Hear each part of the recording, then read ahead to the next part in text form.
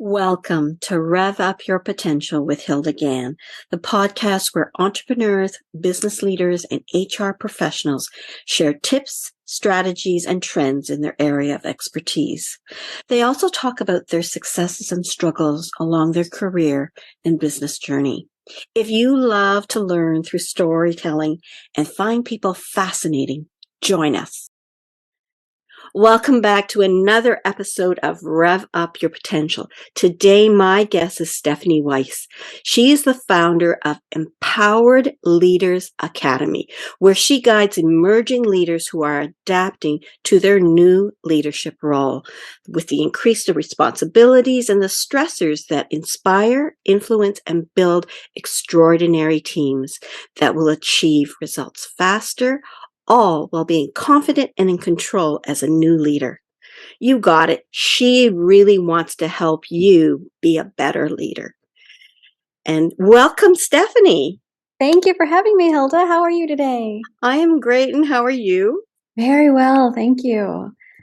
Very interesting how Stephanie and I met. We've only known each other for what, about A 3 month? weeks? Yeah. A month? There was an a LinkedIn post. And the LinkedIn post was a little flyer, like 10 words, essentially saying ineffective leaders are like this and effective leaders are like this. And it was Friday at 4 o'clock in the afternoon, but it pushed a hot button. How many ineffective leaders really need to control things. They need to tell you what to do, and they don't inspire you. And so I responded to it with 3 paragraphs about ineffective leaders, effective leaders, and how people who are effective uplift and motivate.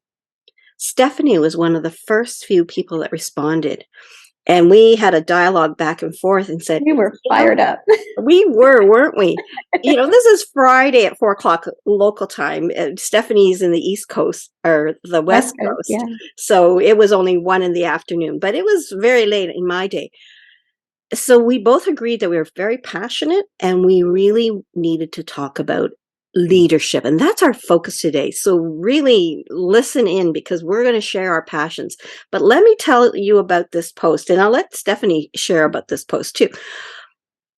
So within 2 hours, over 20,000 impressions, people that their hot buttons were pushed by, I guess, not just the flyer, but my comments on it. People were saying, this is the realest post I've ever read. And after about a week and a half, when it finally dwindled off, there are over 90,000 people who have seen it in LinkedIn, and 1,400 people who gave it a thumbs up or, a little heart-shaped thing, and over 80 comments between me responding back and people. Stephanie, your thoughts when you saw this and getting comments back and forth? What bothered me the most was because so many people were fired up over it. That to me, that tells me that there are still so many bad leaders out there. Why are these bad bosses still getting out there and bringing toxic cultures to our organizations? We have so many amazing people out there who can make change. And I want to bring all of us together to make that impact, to start making the best leaders for our teams, because everybody deserves to work for a good leader, a great leader, someone who supports them and inspires them. And when I saw that post, that was the first thing that popped into my head was, no, not another one. But it's so true. And those are the ones that get so much traction. What struck me about your comment, Hilda, on that post was talking about not just the average age of a new leader being 36, more or less, of course, but the average, but the fact that the average age of when new leaders get training to be a leader was 4 years later. Yeah. Why does it take 4 years for the organizations to figure out that these new leaders need training? That boggles my mind. Who's going to stay in the role long enough to do that?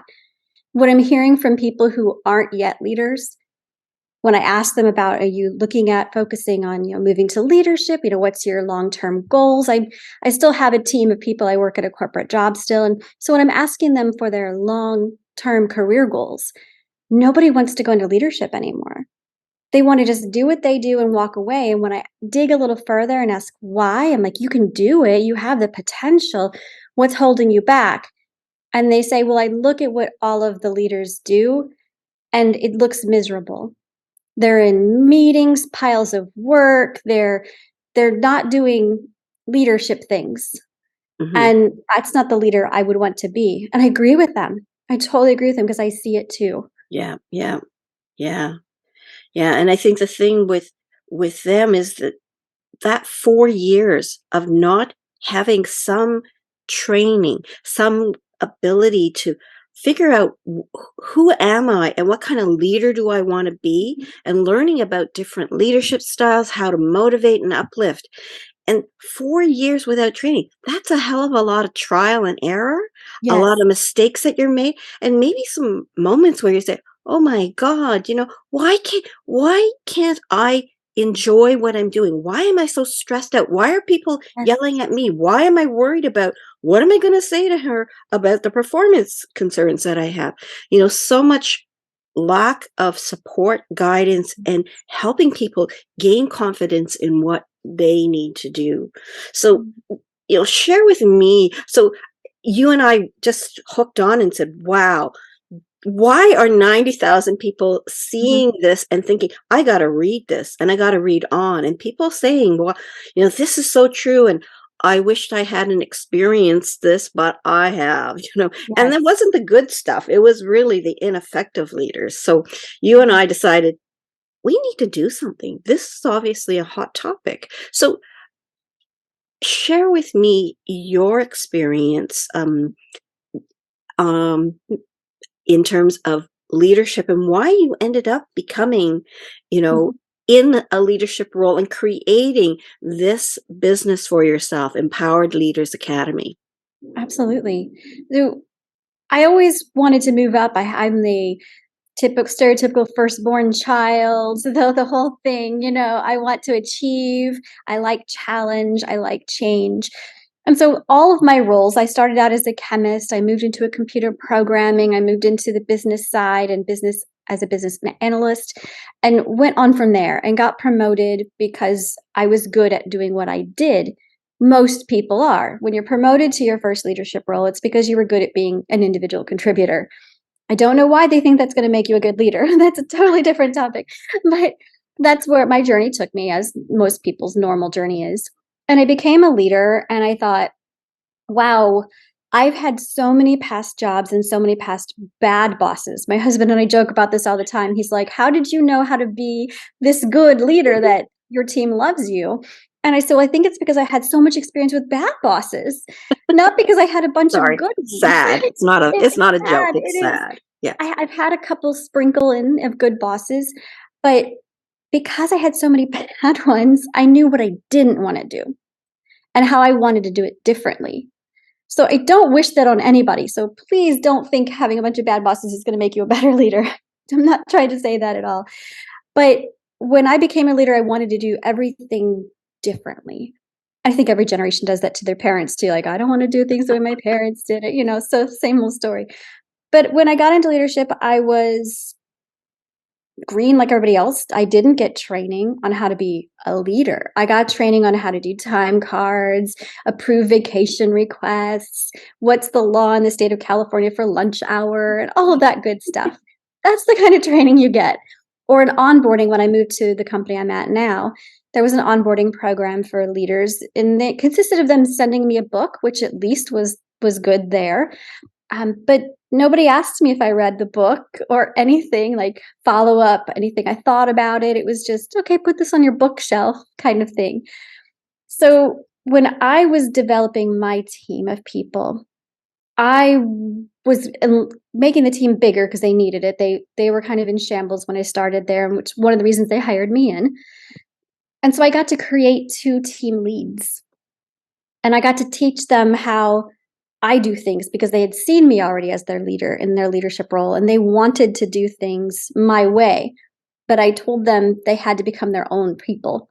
They had to be their own leader. They couldn't be me. I appreciate that they liked my style, And I could tell them things I did and why I did them. So behind the scenes, I explained to them why I did things, but still let them choose what kind of leader they wanted to be.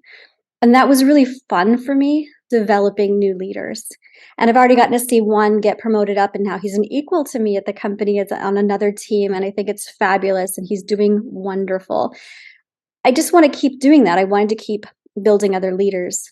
My current company has a mentoring program that I've joined and been in every year I've been there. And every year I get 1 to 2 mentees that sign up that get to assign to me.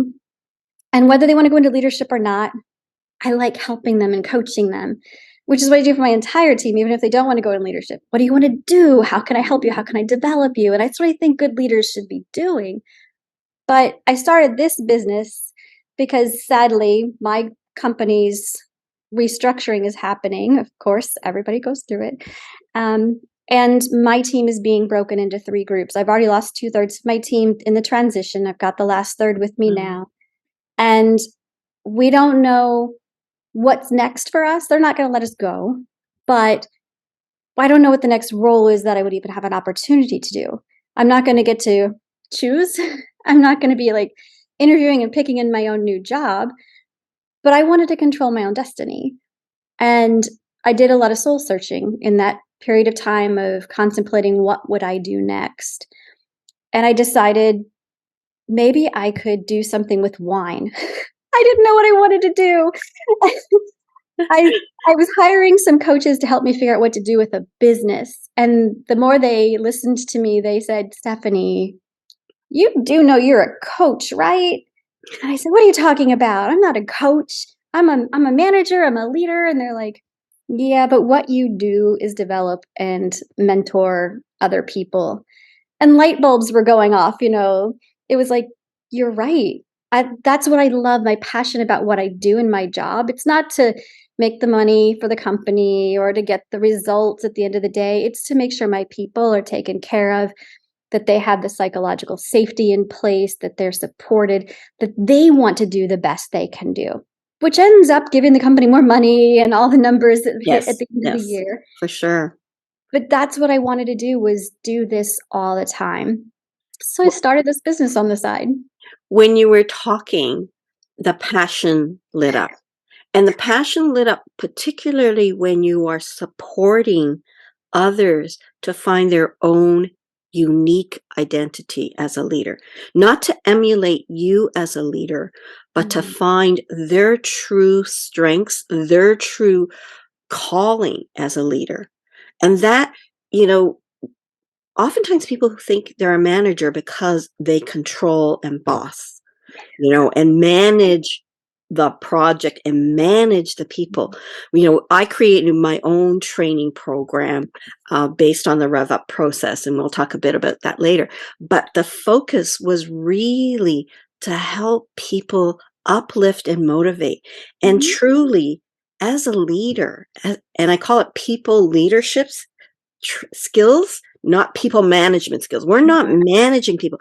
We're leading them, which means we're guiding them and giving them opportunities to identify and reach their potential. So what our greatest role is as a manager isn't controlling the budget, controlling the people. It's nurturing them so that they, like your example is, now this person is equivalent to me. And is he a mini Stephanie? No. No. This person has his own style, his own way of being a leader. And to me, it's more gratifying to create a relationship where you're building somebody and reaping the rewards of that. And the relationship is a lot easier than when you're managing somebody. And it's a lot more rewarding for both you as a manager and you as an employee.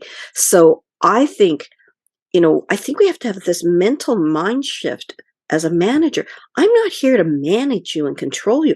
I'm here to Mhm. help you develop and nurture your true best self, which in turn, as you say, helps the company because you're going to be more productive, more engaged. And let's face it, the bottom line is actually better.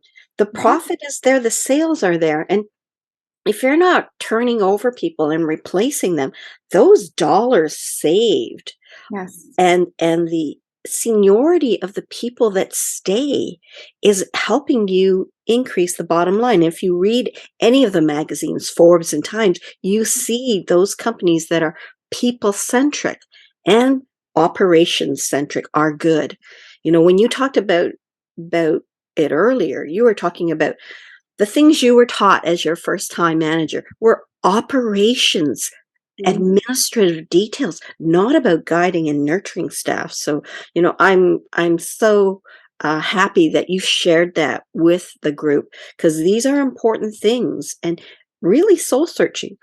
Why is it that people are promoted because they have the technical skills in whatever industry and role, and then they have the project management, the operations side nailed down. But where is core competencies related to people? Is that, you know, high up on the list? Is it anywhere in the top five?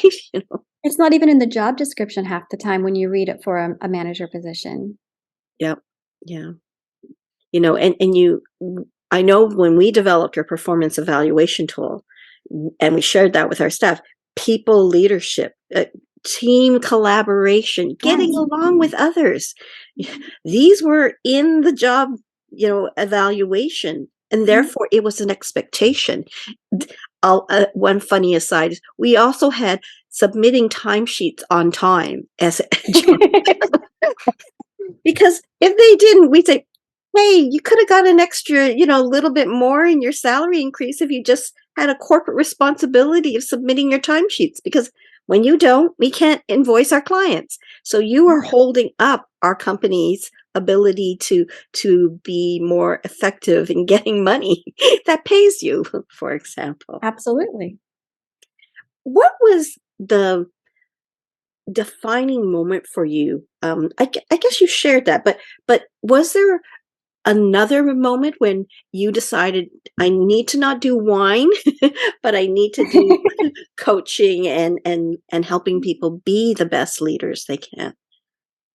Yeah, I had been just soul searching. I was grasping at anything at the moment. It was that down moment where I'm realizing I had been working for several years developing this team that had been left in shambles from the way it had been managed previously. No offense to the previous leader. That was an awkward situation she had been put in anyway. But she left the team and the company. The team morale was so low. It needed to happen. It was just natural order of things. When they brought me in, there was a survey that the team, well, everybody at the company gets every single year. And I love that part about this company. It's amazing. They do this. It's anonymous survey that's the same questions every year so they can see trends of how things are moving up or down. You get asked about your own motivation, morale. You get asked about how you feel your direct leader is doing, how you feel senior leadership is doing, corporate leadership, the whole bit. When I found out that they had this survey, I asked for the results for right before I got there. And when I got the results, they had rated their own effectiveness at 47%. Who's they? The team, The team. Okay. their own, just for themselves, that they were not effective.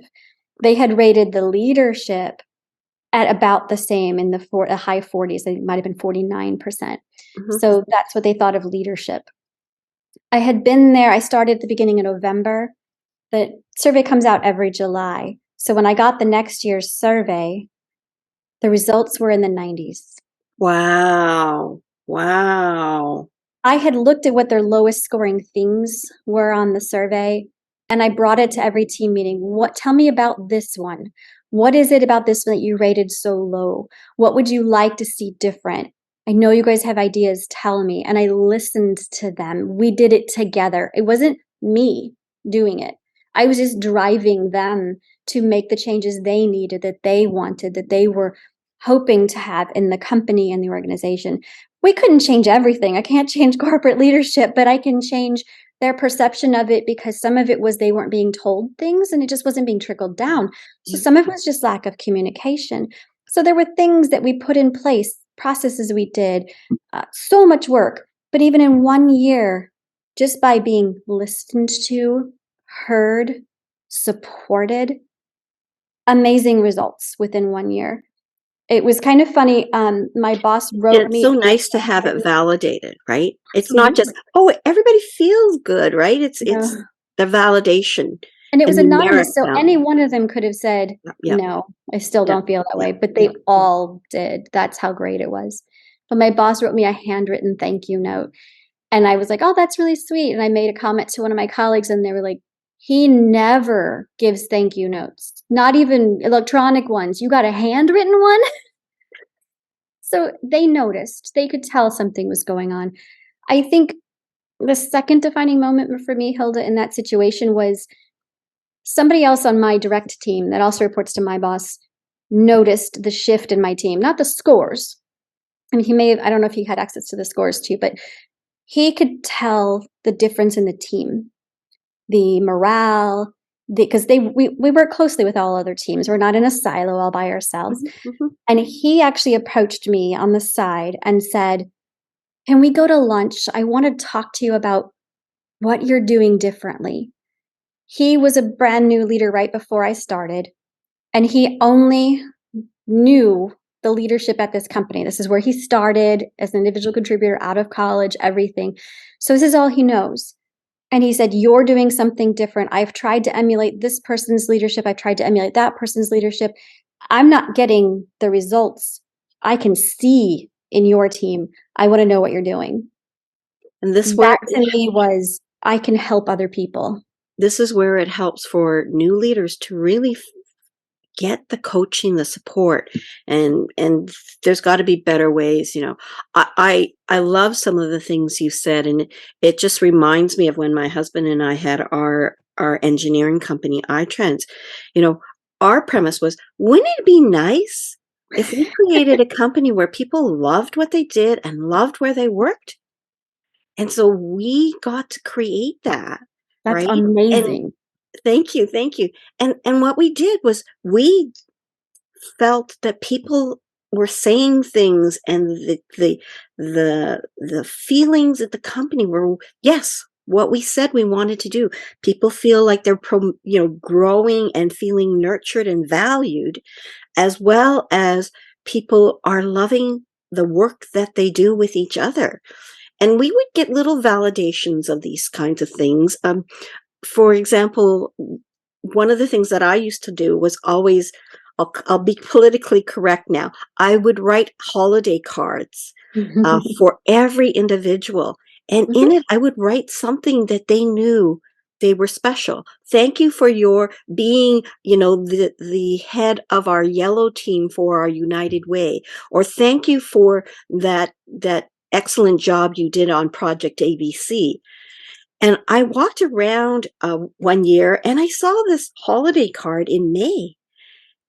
And I thought, and I went over to her. I said, Christine, I said, um, that card's still up there. And she looked embarrassed. She said, Oh. well, I really like it because when I'm feeling like I need a boost, I go and read it and it makes me feel good.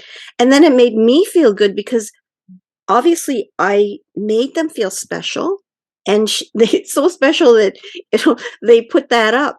So just, it's those little things that make people feel important, and as leaders we have that opportunity to do so. So I'm finding it really interesting that this manager saw the change in your staff and decided, yeah, I got to talk to you because whatever you're doing. And remember that trial and error? He watched this person, tried that, didn't, like it, and watched another person and tried that, and it wasn't him, right?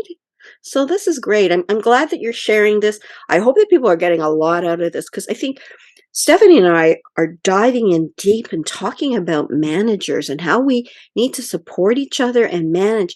And manage isn't the right word, is lead, Mhm. support, nurture, make people feel special. And that kind of brings us to my Rev Up concept. Rev Up is based on the success my husband and I had creating that best workplaces in Canada. And, like you, it's good to have quantifiable information. And we had this great feeling about our company. We were proud. Our staff were proud. It was like a special company. We thought, well, let's go out and test that. And we went with what's called best workplaces in. And ours happens to be Canada, but they have one for the United States, Mhm. Japan, Brazil, and so many other countries around the world. And the results came in at number 9, which was amazing. Thank you. We were celebrating our 10th year, and like to get a recognition like that, everybody was just beaming. And we read all the things, and everything was usually in the like the green light, blue light area, like 90s or whatever. But there were 2 areas that needed help. Mhm. And so we addressed those 2 areas, and the second year we were number 4 Ugh. because we looked at those. And thank you. And those were things that were important to people. And Mhm. so people know it was actually their compensation linked to their performance evaluation and performance evaluations on a timely basis. We were doing it backwards. We wanted to make sure people got compensated on their anniversary date because Ah. we knew our VPs and senior managers would not get their evaluations done on time. So people didn't know why they got whatever percent Mhm. increase they got or got promoted. They didn't really know for sure, especially when they didn't get that much. They didn't know. Right. Right? So we said, okay, let's create the process, streamline it so that we are doing performance evaluations on time, and then the compensation makes more sense. And that significantly moved us from 9 to 4 in the subsequent years. So there is something to be said for having, quantifiable data and to do something about it. That's the Yeah, important. ask them, listen to them. Yes. And that's another key thing you talked about, inclusivity, listening to people, not telling them what to do, but inviting them and creating a we culture, a team effort, as opposed to, I'm the boss, this is what I've decided, or, okay, thanks for your input. Okay, I'm So, still going to do it this way, although they paraphrase it, but essentially, yeah. mhm.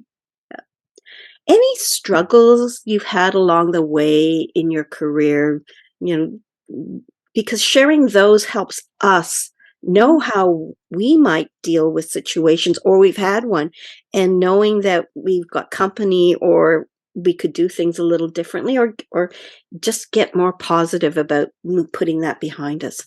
Yeah, Any absolutely. I mean, so it sounds easy, right? Everything I said is, "Oh, just listen to them and just do what they." No, it's not as simple as that. There's so much work behind that. And even with a good culture and a team who is supportive of each other, of me and me of them, we still had people that had to be put on a what we call them corrective actions. Some company calls them performance improvements. Whatever that process is your company does, I've had to do that. I've had to put 3 different people on a program of something's not working. We need to fix it. I might approach it a little differently than others do. It's not a I wrote you up, and if I write you up again, you're going to get docked pay, or a third time you're fired. I don't do it that way. I approached it as there's something that we're observing that's not meeting expectations. Fill me in, tell me the rest of the story. I lead with facts only. You can't go in with the story you tell yourself because we do that in everyday life. We put stories around what we see. If someone's, hands are shrugged. I'm the one that's cold all the time, so I realize that's probably because they're just cold. They're not mad or upset. If they don't look at you, if they don't say hi to you in the morning, it doesn't mean that they're being rude or mean. It's interpreting all that. So take out all the emotions, anything that can be considered an adjective. That's part of the story you tell yourself. So you have to take that out of the situation and just talk about the facts. You're always 10 minutes late to the team meeting. What's going on there? Um, I see this report always late, or something still isn't turned in and it's been reminded, a couple of times now. Just the facts.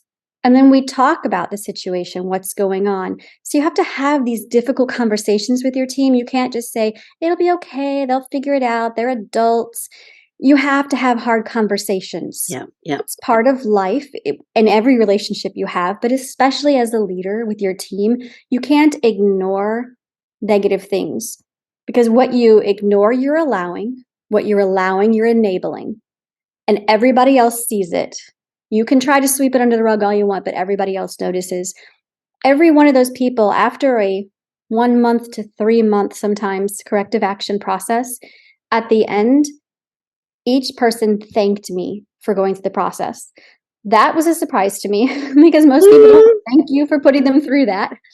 But they did because they appreciated the support they got, that they weren't blamed, there was no finger pointing, and it was, this is the stage in that kind of conversation where you do have to micromanage a little because there is an issue. And it's more just checking in, constant checking in. How can I help you? What can we do differently? What's not working? How can we set things up so that you are successful? For one person, it got to the point where I had to finally ask, do you want to do this?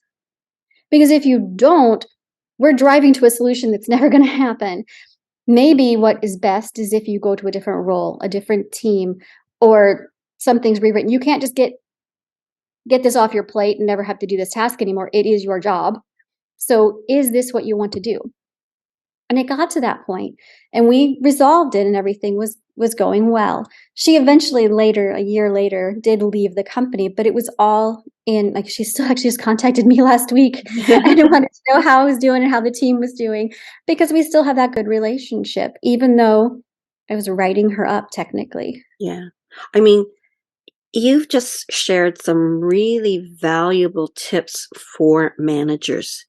You talked about something, I forgot the exact choice of words, but you say something's not working, I think is how you say something's not working and we need to fix it. You didn't say you're late and this cannot continue, right? Mhm. There is a sense of respect, a sense of trust, a sense of we are in this together, right? So your approach is very similar to mine. It's people avoid dealing with difficult conversations, and I think the word says when you ignore it, then you are condoning it. I'm Mhm. paraphrasing. And then when you avoid discussing it, you're enabling it. Mhm. And so when I'm talking about difficult conversations, I, like you, start from a place of neutrality. Yep. That's probably the hardest thing of a difficult conversation.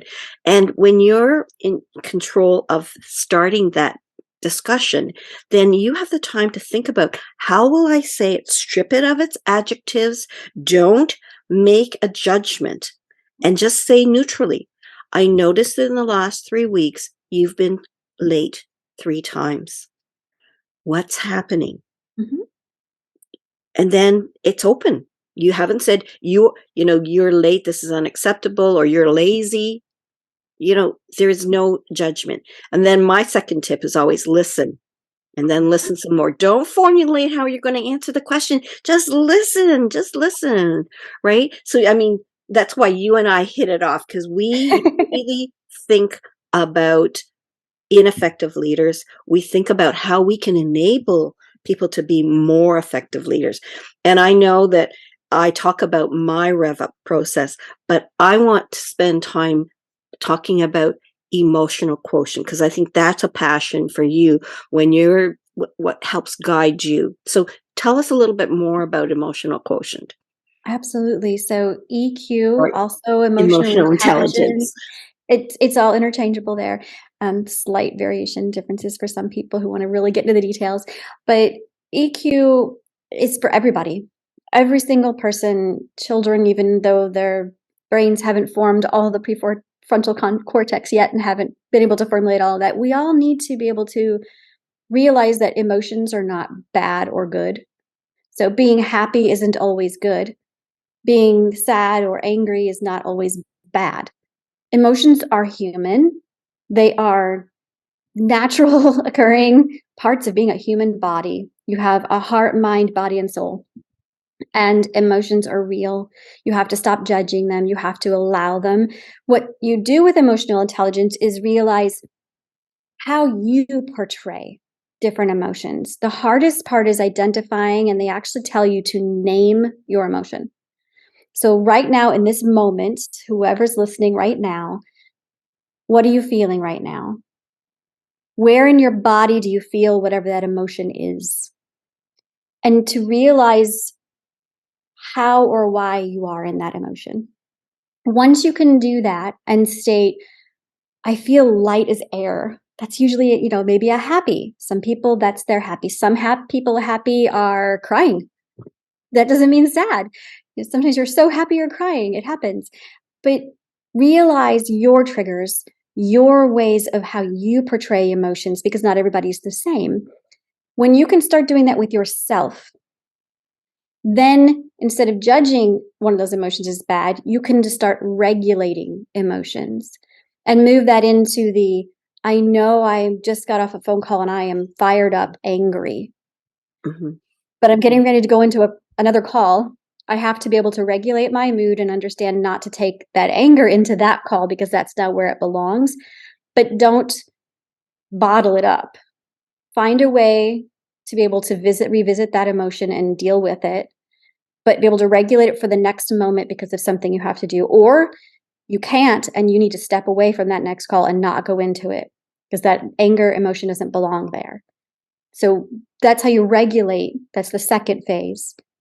Then you can start realizing other people and their emotions and realizing their emotions are also not good or bad, right or wrong.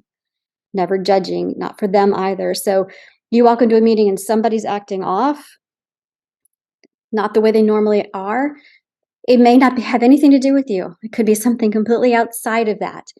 So realize they are real, they are human also, and they're having emotions. Who knows what just happened with them?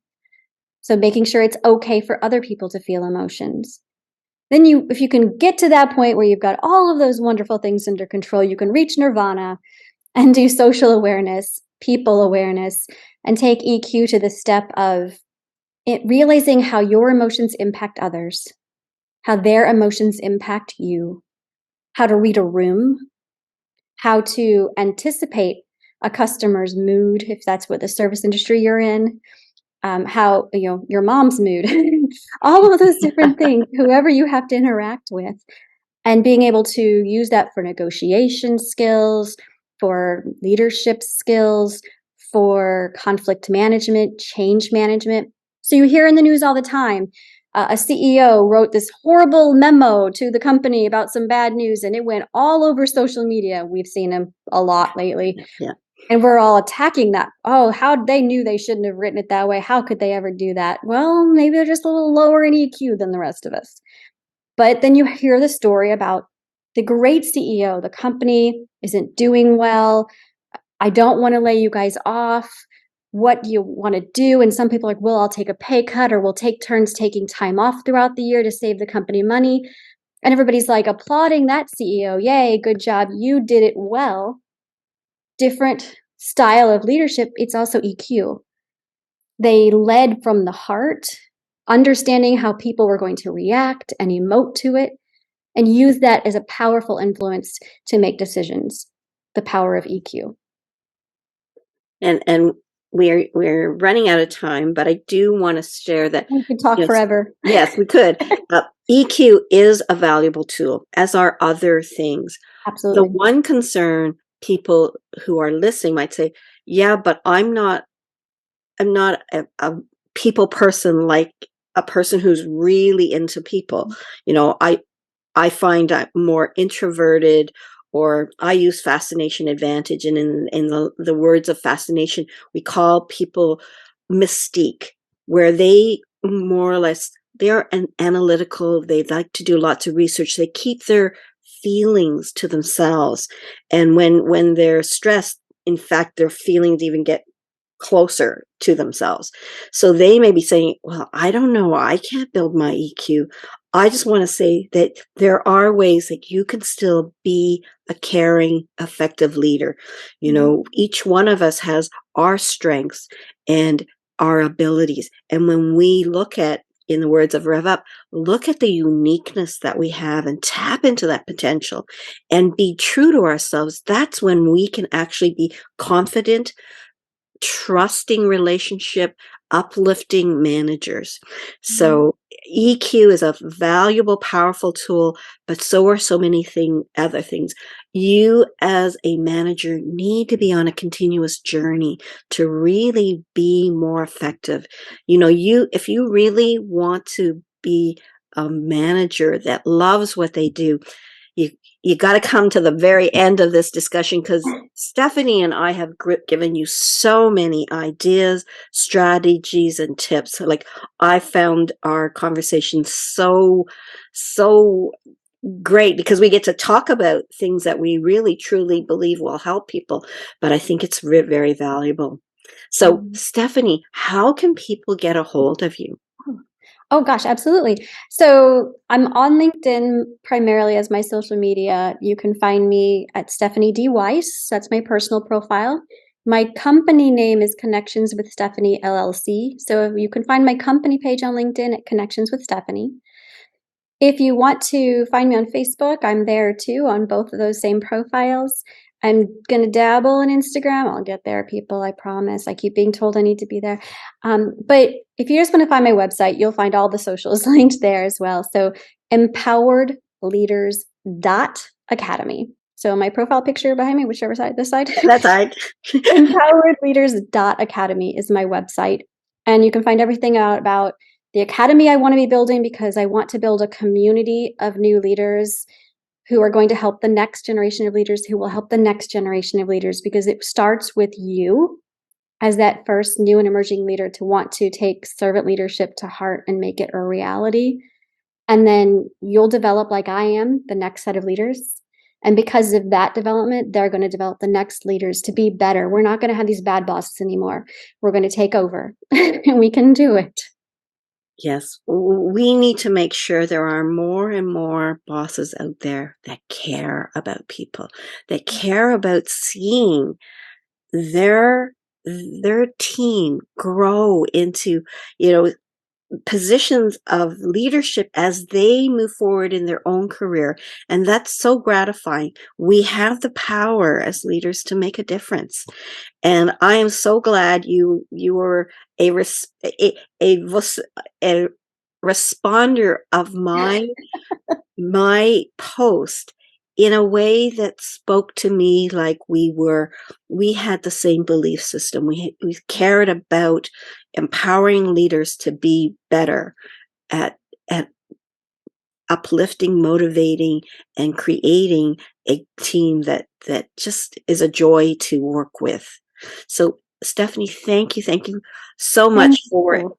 having this conversation that really, I think, is going to help leaders, future leaders, existing leaders be the better versions of themselves. Mhm. Absolutely. Thank you so much for writing that post so that we found each other. And I know this is like the second or third conversation we've had just chatting and getting to know each other. And every time we could probably talk for days, but I always enjoy speaking with you, Hilda. Thank you. And to all of your listeners, thank you for your time. And I hope some of this resonates with and helps you to move forward, because we do this together. We don't do this on our own. Before we go, Stephanie, share the live that you did with me a little about a week or so back. Share it. Yeah, so that people can find it also. If they liked our Oh, conversation and want more, we did a live absolutely. So conversation it's together. on my website and it's also on my LinkedIn profile. So if you go to empoweredleaders.academy and then go to the events page, there's the listing of all my past live streams. You'll see Hilda's face, so you'll know exactly which one it is. And just click it in and the replay will start and you can start watching the whole thing, the recording, and you can still comment on it and ask questions. And that way we'll get that notification and I can share it with Hilda and we can reach back out to you if you have any questions about that one. Yeah, we believe so strongly in this. So thank you again, Stephanie. And thank you to the listeners and the viewers today. I hope you got a lot out of it.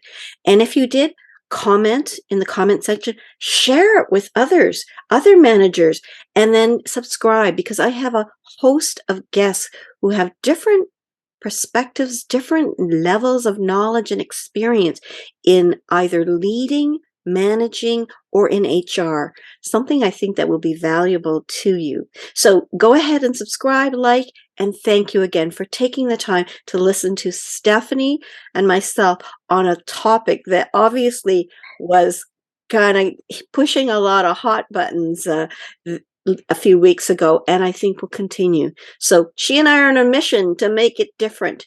And you Join should us. be too. Yes, join us in our mission to make it a better world for people who are going to work and have leaders who are Really nice. We're Thank going to make a you. difference. Thank you, everybody. Bye. Thank you for tuning in to Rev Up Your Potential with Hilda Gann. Be sure to like, comment, and subscribe to our podcast on YouTube and Spotify to stay up to date on our latest episodes. For HR tips, news, and strategies, or if you're interested in being a guest on our podcast, visit our website at peoplebrightconsulting.com.